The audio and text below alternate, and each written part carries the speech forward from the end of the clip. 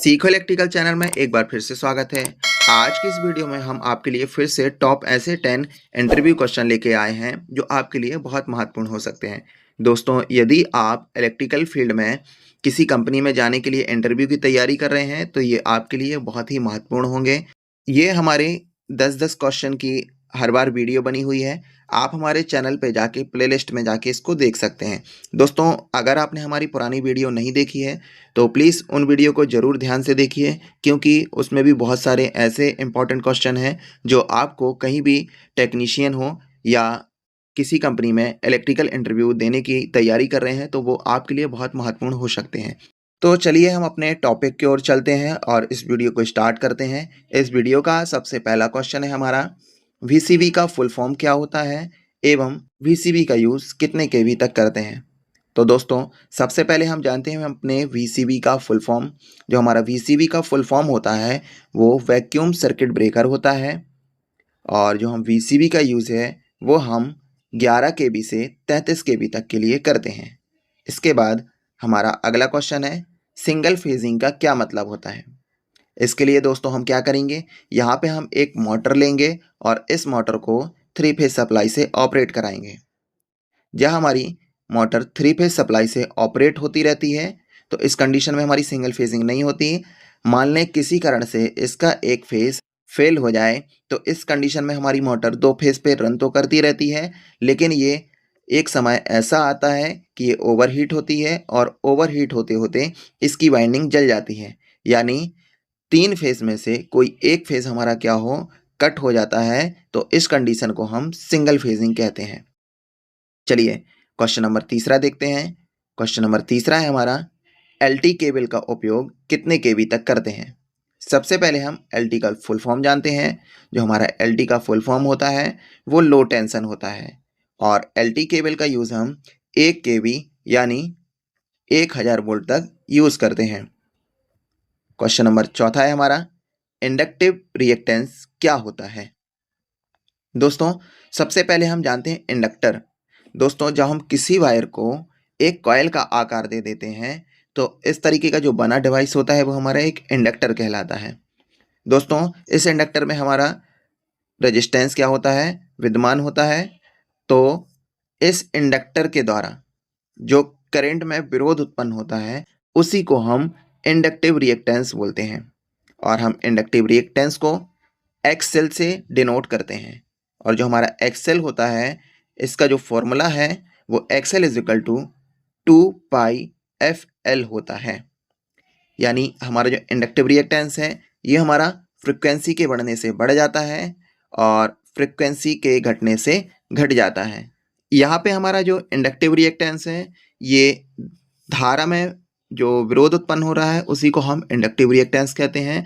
तो जैसे हमारा रेजिस्टेंस करंट का विरोध करता है तो इसका मात्रक जो है हमारा ओम होता है, उसी प्रकार हमारा इंडक्टिव रिएक्टेंस का जो मात्रक है वो भी हमारा ओम होता है। इसी प्रकार क्वेश्चन नंबर 5वां है हमारा, फेज टेस्टर का उपयोग कितने वोल्ट तक करते हैं।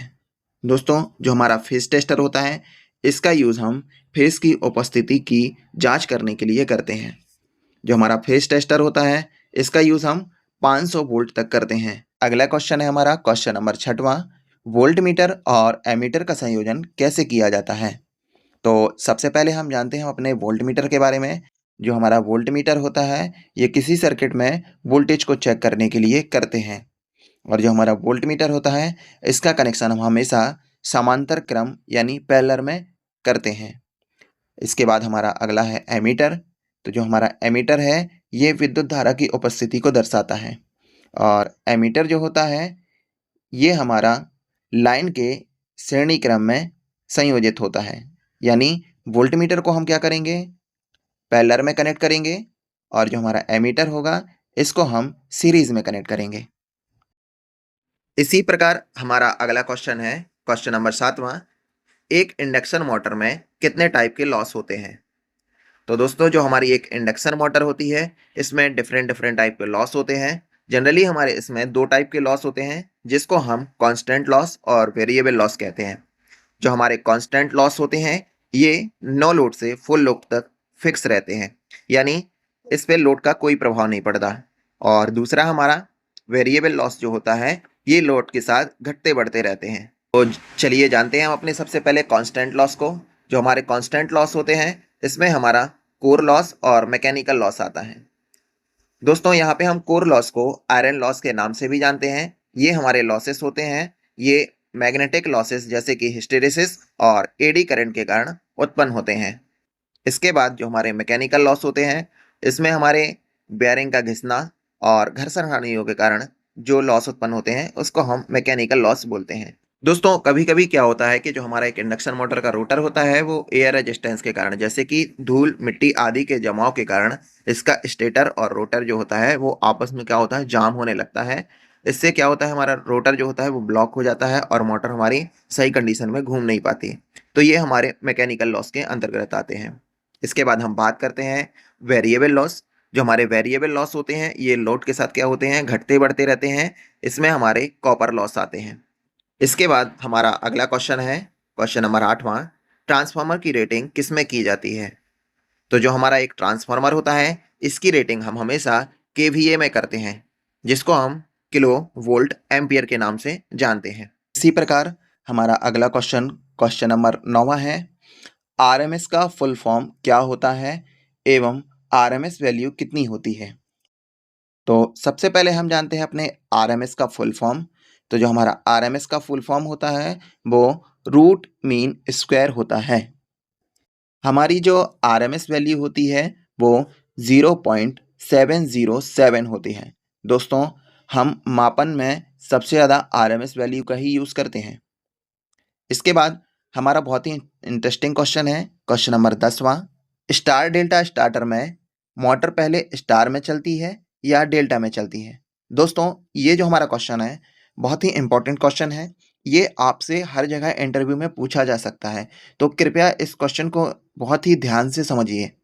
दोस्तों सबसे पहले हम जान लेते हैं कि एक मोटर में हम स्टार्टर का यूज़ क्यों कर रहे हैं। आखिर जो हमारी मोटर होती है, कोई भी 3 फेज़ इंडक्शन मोटर हो चाहे कोई भी मोटर हो, तो वो स्टार्टिंग में क्या होती है, वो 5 से 6 गुना करंट ज़्यादा लेती है और इतना इसको हम करंट दे देते हैं तो इस कंडीशन में क्या होगा, हमारी इस मोटर की वाइंडिंग फेल हो जाएगी, यानी हमारी जो वाइंडिंग है वो जल जाएगी।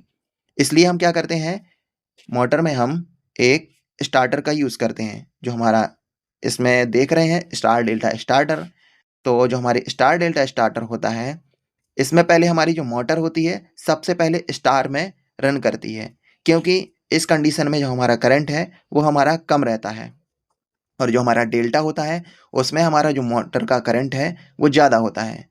तो स्टार्टिंग करंट को कम करने के लिए ही हम स्टार डेल्टा स्टार्टर का यूज़ करते हैं। तो सबसे पहले जो हमारी मोटर होती है वो स्टार में रन करती है और जब मोटर अपनी फुल स्पीड यानी 75% तक स्पीड पकड़ लेती है तो उस कंडीशन में जो हमारी मोटर होती है वो डेल्टा में ऑपरेट होने लगती है। उम्मीद है कि ये जो 10 क्वेश्चन हमने आपको समझाए हैं ये समझ में आए होंगे। दोस्तों ऐसी ही और वीडियो जानने के लिए आप हमारे चैनल से जुड़े रहिए और चैनल को ज़रूर सब्सक्राइब कीजिए और ही ऐसे क्वेश्चन हम आपके लिए लाते रहेंगे। इसके बाद हम चलिए मिलते हैं अपनी अगली वीडियो में। अगली वीडियो में भी हम आपके लिए 10 और इम्पोर्टेंट क्वेश्चन लेके आएंगे। Thank you.